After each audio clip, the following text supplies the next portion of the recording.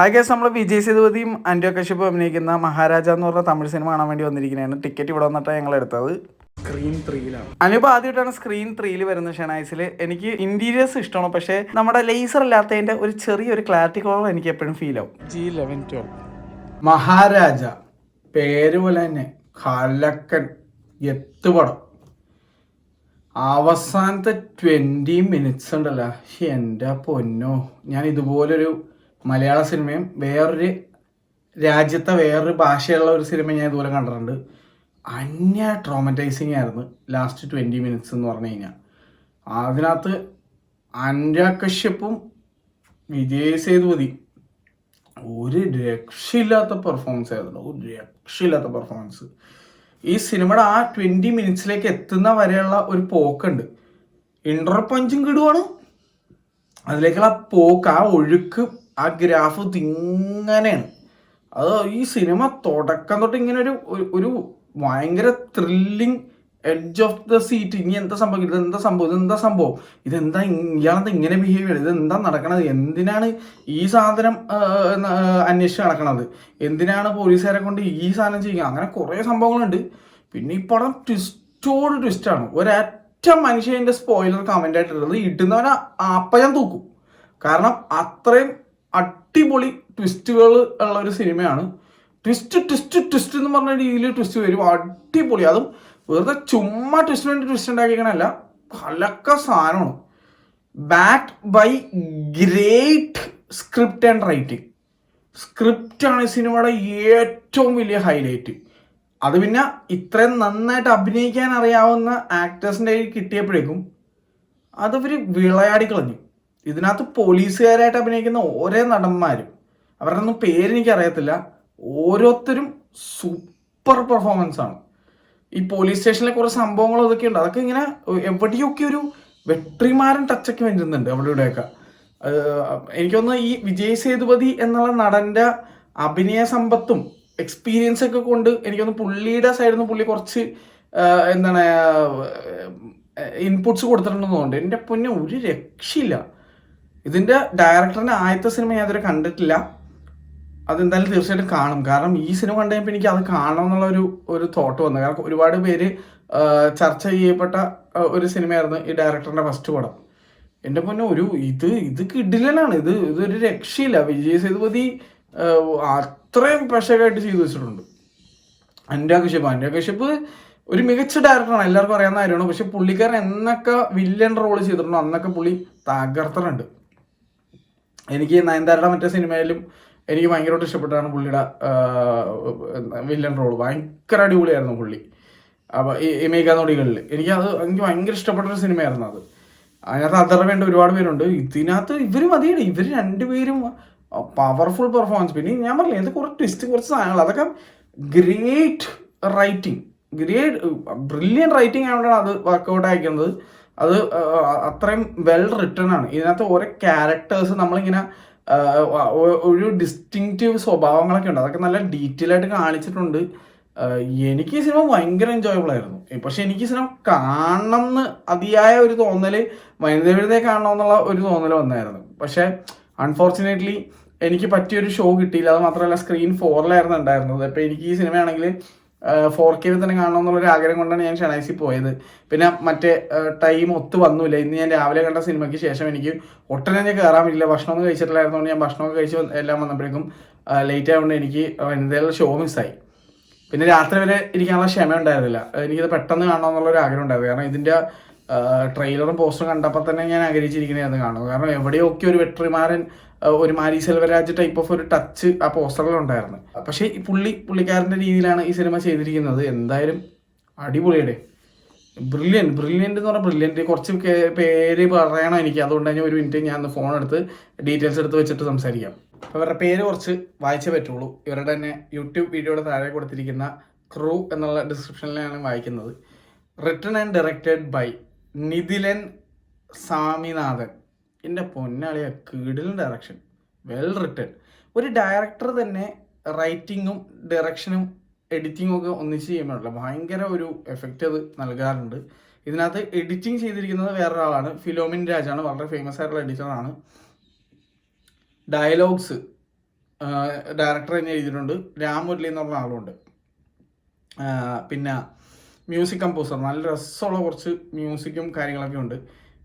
B അജിനീഷ് Loknath എന്ന് പറഞ്ഞ ആളാണ്. Director of photography Dinesh Purushothaman, മലയാളിയാണ്. പിന്നെ അതുപോലെ തന്നെ കളറിസ്റ്റ് ഒരു പ്രത്യേക ടോൺ പിടിച്ചിട്ടുണ്ട് കേട്ടോ. അത് ഇതിനകത്ത് കുറച്ച് സംഭവങ്ങളുണ്ട്. എനിക്കൊന്നും വിട്ട് പറയാൻ പറ്റില്ല, കുറച്ച് സാധനങ്ങളുണ്ട്. അതുകൊണ്ട് അതൊക്കെ പറഞ്ഞാൽ സ്പോയിലർ ആവുമെന്ന് വിചാരിച്ചുകൊണ്ട് ഞാൻ പറയാത്തതാണ്. കാരണം ട്വിസ്റ്റും ടേൺസും ഉള്ള പടം ഉള്ളതുകൊണ്ട് ഞാനത് കൂടുതൽ സംസാരിച്ചാൽ ശരിയാവില്ല.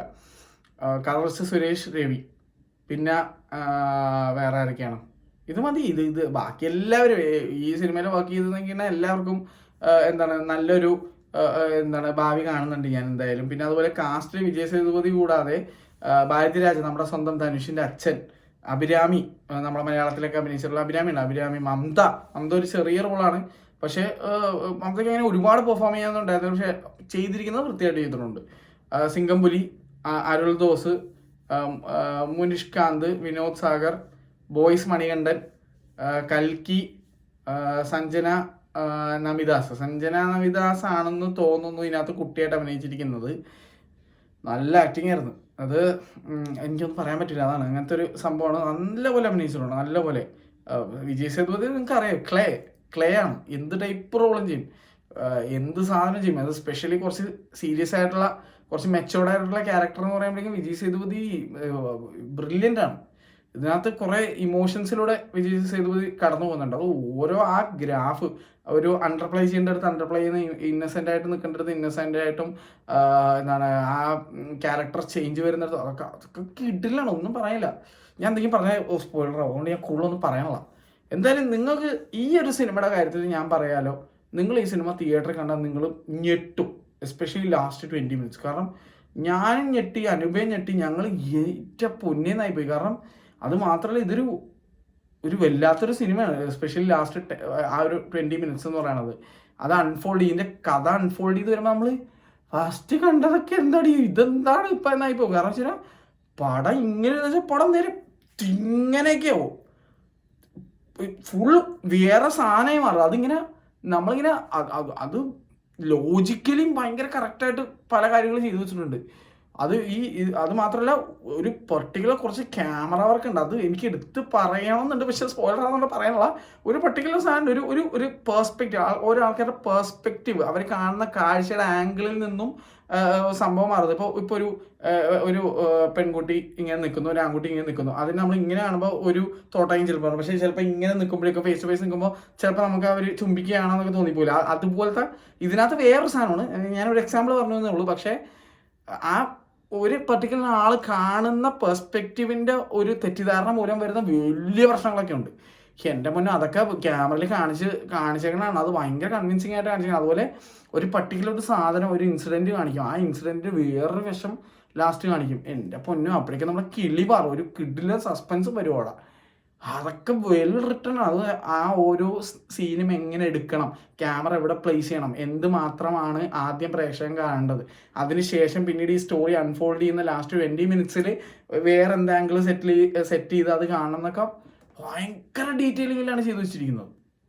എനിക്ക് മോസ്റ്റ്ലി ഭയങ്കരമായിട്ട് വർക്ക് ആയി പടം കിട്ടില്ല. ഞാൻ ഇത് ഇങ്ങനെയൊക്കെ പറയുമ്പോൾ എനിക്ക് കുറേ കാര്യങ്ങളുണ്ടാവും പറയാം. പക്ഷേ വേണ്ട, ഇനി കൂടുതൽ പറഞ്ഞു കഴിഞ്ഞാൽ ചിലപ്പോൾ ചിലവർക്ക് കാര്യം കത്തും. അതുപോലെ ഈവൻ ഞാൻ ഏത് ലാംഗ്വേജിലുള്ള പടമാണെന്ന് പറഞ്ഞാൽ പോലും ചിലപ്പോൾ നിങ്ങൾക്ക് ഇതിൻ്റെ ചിലപ്പോൾ സ്പോയിലർ ആയി പോകും. കാരണം അമ്മാതിരി ഒരു ഫേമസ് ഒരു പടത്തിൻ്റെ എൻഡിങ്ങിനോട് സാദൃശ്യം, കോപ്പിയടിയോ ഒന്നുമല്ല, വളരെ സാദൃശ്യമുള്ള ടൈപ്പ് ഒരു ട്രോമറ്റൈസിങ് എൻഡിങ് ഇതിനുണ്ട്.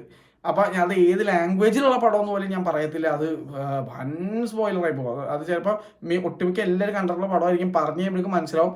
ഈവൻ കഴിഞ്ഞ കൊല്ലം ഇറങ്ങിയ ഒരു മലയാള സിനിമയുടെ ഒരു എൻഡിങ്ങിൻ്റെ ഒരു അവസ്ഥയാണ് ഇതിനകത്ത് വരുന്നത്. ആ സിനിമ ഏതാണെന്ന് എനിക്ക് പറയാൻ പറ്റൂല. അങ്ങനത്തെ ഒരു ഇതാണ്. പക്ഷെ എന്നെ thoroughly ഇംപ്രസ് ചെയ്തു. കിഡിലൻ പീസ് ഓഫ് റൈറ്റിംഗ്, അടിപൊളിയായിട്ട് അഭിനയിച്ചിരിക്കുന്ന ഒരു cinema. I M super happy. പക്ഷേ ഇതിൻ്റെ ഒരു നമ്മളിങ്ങനെ ലാസ്റ്റ് ഇങ്ങനെ ആക്കുന്ന വിധത്തിലുള്ള ഒരു സാധനമുണ്ട്. നമുക്കിങ്ങനെ വല്ലാണ്ടാവും അങ്ങനത്തെ ഒരു സാധനമുണ്ട്. പക്ഷേ ഒരു കട്ട ത്രില്ലറായിരുന്നു. എനിക്ക് പേഴ്സണലി ഭയങ്കര ഇഷ്ടപ്പെട്ടു ഈ സിനിമ. Well acted, well written. ഇത്രയും പറയാനുള്ളത്. നിങ്ങൾ എന്തായാലും ഈ സിനിമ കാണാൻ ആഗ്രഹിക്കുന്നവരെ തീർച്ചയായിട്ടും കണ്ടുപോകുക. ത്രില്ലർ സിനിമ ഇഷ്ടപ്പെടുന്നവരാണെങ്കിൽ you will not be disappointed. അതാണ് എനിക്ക് തോന്നിയത്. എനിക്ക് ഒരു നെഗറ്റീവ് ഈ സിനിമയിൽ എനിക്ക് പറയാനില്ല, ഒന്നും എനിക്കൊന്നും ഫീൽ ചെയ്തില്ല അങ്ങനെ ഒന്നും. ഇതൊരു അൺഫോൾഡിങ് ത്രില്ലറാണ്. അപ്പോൾ be ready to be mind blown last 20 minutes, അങ്ങനത്തെ ഒരു പടം. എന്തായാലും നിങ്ങൾ ഓൾറെഡി സിനിമ കണ്ടവരാണെങ്കിൽ അഭിപ്രായം പറയാം. ദയവ് ഇത് സ്പോയിലർ ഇടരുത്. സ്പോയിലർ ഇട്ട ഒരു മയവും ദയവും ദാക്ഷിണ്യം കാണിക്കാതെ ഞാൻ അടുത്ത് തൂക്കോടുന്നു, അത്രേ ഉള്ളൂ. പിന്നെ നിങ്ങൾ എൻ്റെ ചാനൽ കാണില്ല, ഉറപ്പായിട്ട് ഞാൻ അത് നിങ്ങൾ ബ്ലോക്ക് ചെയ്യും. കാരണം അത് ചെയ്യാൻ വളരെ കാര്യമാണ്, ചെയ്യരുത്. കിട്ടില്ല ട്വിസ്റ്റുകൾ അടങ്ങിയ ഒരു സിനിമ മറ്റുള്ളവർ അത് കാണട്ടെ, എൻജോയ് ചെയ്യട്ടെ. അവരുടെ സ്പോയിലർ വെച്ചിട്ട് നശിപ്പിച്ച് കളയരുത് അവരുടെ എക്സ്പീരിയൻസ്, അത്ര എനിക്ക് പറയാനുള്ളൂ. എന്തായാലും വേറൊരു സിനിമ കൂടി എനിക്ക് കാണുന്നുണ്ട്, ഇൻസൈഡ് ഔട്ട് 2. അത് കാണുവാണെങ്കിൽ തീർച്ചയായിട്ടും അതിനെപ്പറ്റിയുള്ള അഭിപ്രായം വീഡിയോ ഇട്ടേക്കാം. അപ്പോൾ ഇന്നലെ ഞാൻ അത് കൂടാതെ ഗോളം വീട്ടുകാരായിട്ട് സിനിമ കാണാൻ പോയിട്ടുണ്ടായിരുന്നു. രണ്ടാമത് ഞാൻ കാണാൻ പോയതാണ് വീട്ടുകാരെ ആദ്യമായിട്ടും. അമ്മയും അനുഭവം കണ്ടിട്ടുണ്ടായിരുന്നില്ല, അവരെ ഒന്നും കൊണ്ടേ കാണിച്ച്. അതിൻ്റെ തലേദിവസം ഞാൻ നമ്മുടെ ലിറ്റിൽ ഹാർട്ട്സും അവരെ കൊണ്ടേ കാണിച്ചിരുന്നു. അപ്പോൾ ലിറ്റിൽ ഹാർട്ട്സും ഞാൻ 2 തവണ കണ്ടു, അവർ ആദ്യമായിട്ട് കണ്ടു. അപ്പോൾ അതിൻ്റെ വീഡിയോ നാളെ വരും, അതും കണ്ടു നോക്കാം, അത്രേ ഉള്ളൂ. അപ്പോൾ ഇന്ന് രാവിലെ കണ്ട സിനിമയുടെ അഭിപ്രായം ഞാൻ ചാനലിലിട്ടുണ്ട്. ഗർ അല്ലെങ്കിൽ അങ്ങനെ വേണമെങ്കിൽ പറയാം. അത് എൻ്റെ അവസ്ഥ എന്താണെന്നുള്ളത് ഞാൻ പറഞ്ഞിട്ടുണ്ട്. എന്തായാലും എനിക്ക് എന്താ ഫീൽ ചെയ്തത് ഞാൻ പറഞ്ഞിട്ടുണ്ട്, അത്രേ ഉള്ളൂ. അപ്പോൾ എന്തായാലും ഈ സിനിമ നിങ്ങൾ കണ്ടു നോക്കാൻ ഞാൻ ആഗ്രഹിക്കുന്നു, അത്ര എനിക്ക് പറയാൻ പറ്റുള്ളൂ. കാണാൻ വേണ്ടി അതൊക്കെ നിങ്ങളുടെ തീരുമാനം. പക്ഷേ ത്രില്ലേഴ്സ് എൻജോയ് ചെയ്താൽ നിങ്ങൾ ഇത് എൻജോയ് ചെയ്യുന്നതാണ് എനിക്ക് തോന്നുന്നത്. എന്തായാലും നാളെ വേറെ വേണ്ടിയിട്ടാണ്. Bye bye.